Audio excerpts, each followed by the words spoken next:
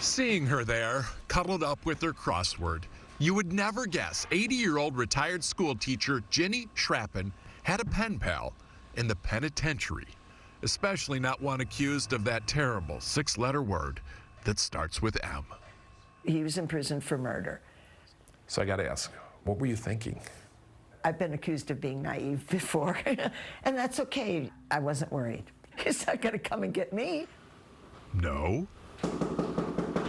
We'll answer that door in a minute. But first, how did this sweet little lady cross paths with Lamar Johnson, a man serving a life sentence in a Missouri prison? 25 years ago, a deacon at Ginny's church outside St. Louis handed her a letter from this prisoner. The guy had written the church hoping that someone, anyone, would just write back. And so I did it. What was it going to cost me? A stamp. Over the next 2 decades, they corresponded constantly. And although Ginny says she could tell right from the start that there was no way that nice boy committed murder, it would take the state of Missouri 28 years to confirm her intuition. Is granted. A couple months ago, after the Midwest Innocence Project got involved and the real killer confessed, Lamar was exonerated at the age of 49. You did it, Lamar. Lamar spent the next few weeks doing all the things he couldn't do in prison. Mr. Johnson hugging a tree? Including traveling to see one of his best friends at her house for the very first time. Oh! Look at you! Ginny welcomed him in, gave him a tour, This was a new window. a box of his favorite cereal, and one last letter. You deserve the best, Lamar. But Lamar says the greatest gift will always be the confidence she instilled in him. Especially when somebody is innocent. You want someone to believe in you. Because when you have people that believe in you and they won't give up on you, then it makes it harder for you to give up on yourself. Lamar says that's what helped get him through 28 years of injustice and now inspires him to serve a life of friendship. Steve Hartman, On the Road, near St. Louis. What a guy. Mike and Tracy Tebow always believed that time heals all wounds. But that belief faded last fall when their 18-year-old son, Jake, was paralyzed in a hockey game. I don't know how time's going to take care of this, because he couldn't cut a piece of steak, couldn't sit up, couldn't, put shoes on. Plus, Jake's goal in life had always been to play college hockey, and his parents couldn't imagine how long it would take him to find new purpose. They really couldn't imagine. Jake had just found out he would likely never walk again when his high school principal came to visit him in the hospital here.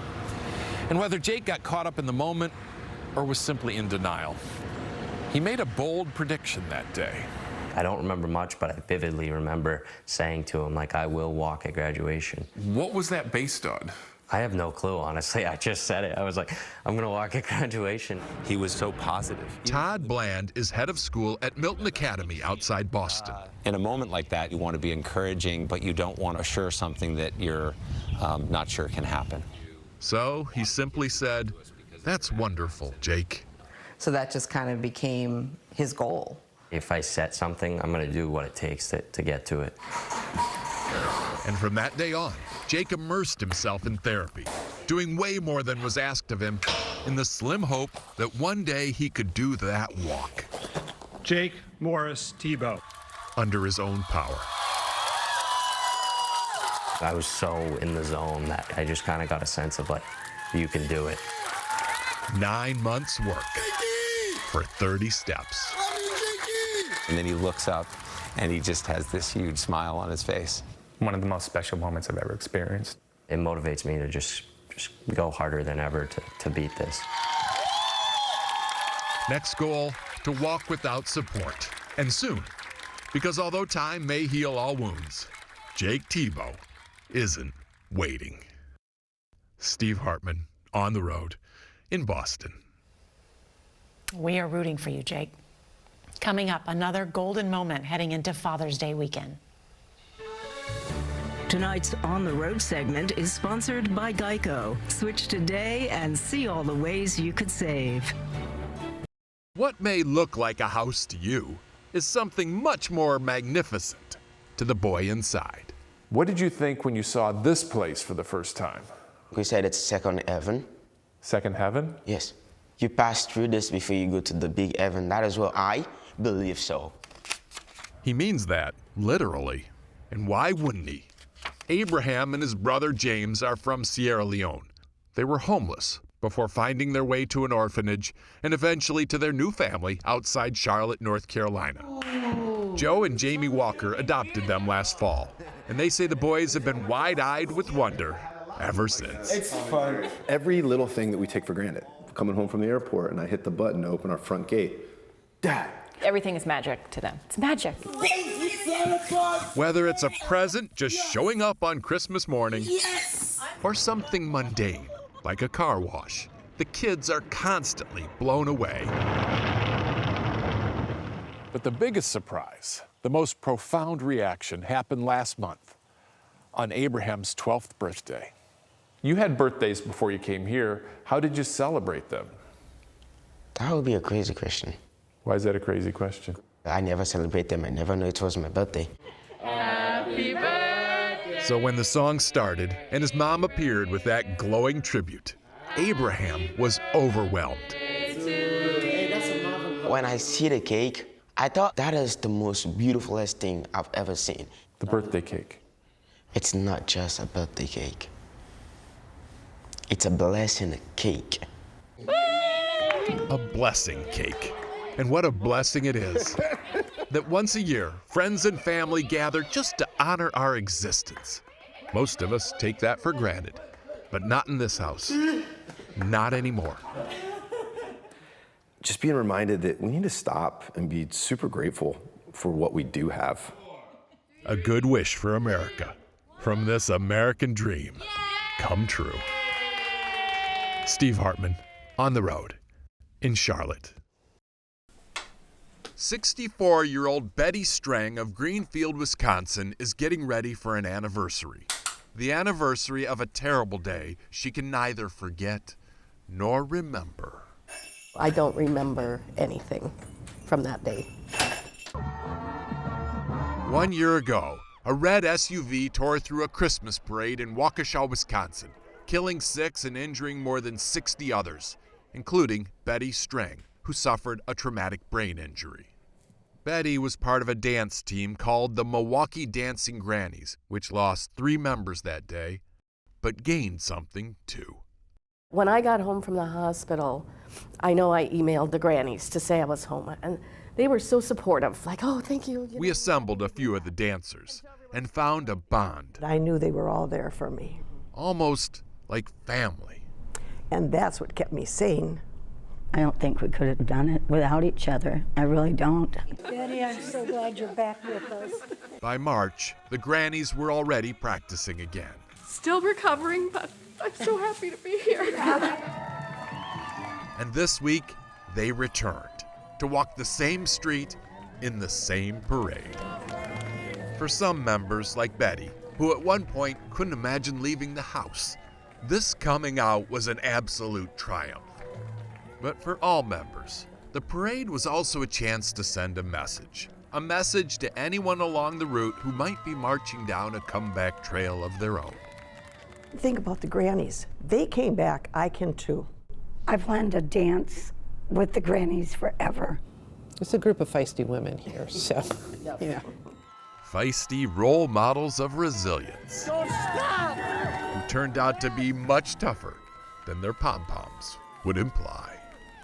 Steve Hartman, CBS News, On the Road. When you see an alligator coming down the street towards you, it's only natural to either drop your jaw or panic that he'll drop his.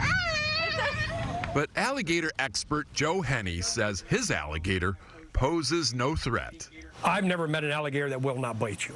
You fool around the head like this, their instinct is to grab you. He does not do it. You can reach in there and rub his tongue. He refuses to close his mouth. We don't know why. Yeah, there you go. Wally was found in a pond at Disney World. He had to go.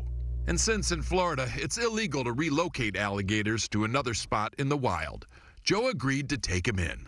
Today, Wally lives on Cheetos and chicken legs in Joe's house near Hershey, Pennsylvania, without a cage. Good boy. At this point, I should probably say what should go without saying. Don't try this at home. Joe says there may not be another alligator on the planet as gentle, and certainly no other as cuddly. I don't think I'd be here right now if this was just another guy with an alligator. Not that there's a whole lot of those out there. But there's a special bond between you two. Very special. He is my emotional support alligator. You heard right. Emotional support alligator. A few years ago, after Joe lost some people close to him, he says he fell into a deep depression. And about that same time, he says Wally began behaving differently, more affectionate, almost like he sensed his depression. I laid on the couch and I wake up, he'd be laying on my head, and I knew it was for a long period of time because I had his whole jaw print on my face. You don't wake up when you have an alligator on your face? I was so depressed, I did not. It also marked a new chapter in their relationship. Joe started bringing Wally everywhere, from the doctor's office to the drive-thru. You can pet him. He's been to a splash park Wally. And was even ring bearer in a wedding. They are together day and, yes, night too. And as a result, Joe says his depression is dramatically improved. I'll get lonely and stuff like that there, and he seems to sense that stuff, and he'll come up and he'll give me a hug, and it makes me feel loved.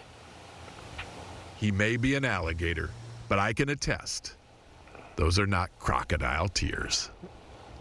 Steve Hartman, on the road, near Hershey, Pennsylvania.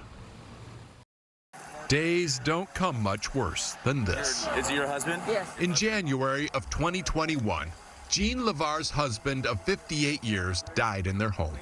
And when the Glendale, Arizona police entered the building, they found such terrible living conditions, they had to condemn her house. So all in one day, you lose your husband and you're homeless. Mm-hmm. Did you expect what would happen next? No, that was a surprise. Carmen Silva happened next. She lives across the street. And although she barely knew those neighbors, when she learned that Jean had no kids or family to turn to, I told her, don't worry, Jean, we're gonna fix it. You know, it's one thing to be neighborly, but you've taken it to the extreme. I don't see that. You don't see that? Mm-mm. I've always taught my kids to take care of their elders. So, even though the Silvas live in a small 3-bedroom house with 8 children, they made room for one more. The boys gave up their bed to sleep on the couch, eagerly welcoming their new adopted grandmother. She looks very happy, and I believe it's because she has a whole family now. Do you feel like you found a family? Mm-hmm. Finally? Mm-hmm. It means everything. Just thinking about it. There's nothing better than a loving home. Except maybe Time to cut the ribbon. 2 loving homes. A nonprofit called Operation Enduring Gratitude, which helps Arizona veterans and their families, heard about Jean's plight. And since Jean's husband was a Navy vet, volunteers went full speed ahead, renovating her old house. We're all joining together to do one thing, and that's to make somebody's life whole. The house is condemned no more, and it's all hers and hers alone. But Jean plans to share it with the Silvas, because that's what families do. Steve Hartman, on the road, in Glendale, Arizona. It's Friday, so you know what that means. This week, CBS's Steve Hartman goes on the road with the lost and found story that has an ending that you have to see to believe. And don't worry, I won't let the cat out of the bag. That first set was like the day we brought him home. Mm-hmm. Before they had children. He was all ear. Before they were even married. Oh, yeah. Jason and Liz McHenry of Annapolis, Maryland say this was their baby. A cat named Ritz. No, I mean, at that point, they are your kids. Yeah, it is a member of the family. At least he was. Until 2006, when Ritz bolted out the apartment door, down the stairs, and never returned. We spent months, you know, looking all around, talking to the shelters, and yeah, anything we could think of, we tried. When did you finally give up? I don't know that you ever really give up. In fact, she still has his lost pet poster. It felt like if I deleted it, it never happened, and he'd be forgotten. And I couldn't do that. And so her sliver of hope remained through that decade and into the next, and into the next. 16 years came and went until 6 miles from Jason's old apartment building, a woman found a stray cat living in this trailer park. The cat was in such terrible shape, she brought it over to this veterinary office to be put down. But before doing so, as is standard procedure, the vet scanned the cat for a microchip. At that very moment, Jason got an automated text. Cat Ritz has been found. It was like, well, that's got to be a mistake. I mean, I'm thinking they recycled the microchip number. And she's upstairs and she overhears me. She goes, what did you just say? He's been gone for 16 years. I didn't think this was possible. Come on, Ritz. And yet, there he is, the record holder. No pet reunited because of a microchip has ever been lost longer. Today, despite 2 bum legs, Ritz is on the mend. He already has his favorite chair picked out and is now enjoying the attention of the brother and sister he never knew. You want a pet? Ritz has a very sweet demeanor, which means he may have been a house cat at some point, but there's no telling. All we know for certain is that for 16 years, Ritz was lost, but hope was never. There you go. Steve Hartman, CBS News, on the road. CBS's Steve Hartman goes on the road where he found a powerful lesson in parenting. Just outside Salt Lake City, 46-year-old Shauna Austin is about to let you in on a secret. I've never talked about it, ever. As we first reported a few months ago, when Shauna was 20 and single, she got pregnant. She says she wasn't ready to be a mom, so she made the difficult decision to place her baby for adoption. Do you remember holding him the first time? Absolutely. What was that like? He was perfect. And I knew I would have him for a short time. So I made every minute count with him. She called the boy Riley and says she held him for 72 hours straight until the time came to let go. Her Riley was now somebody else's Stephen. And at this point, like with most closed adoptions, a firewall went up between Shauna and Stephen's new parents. No communication whatsoever.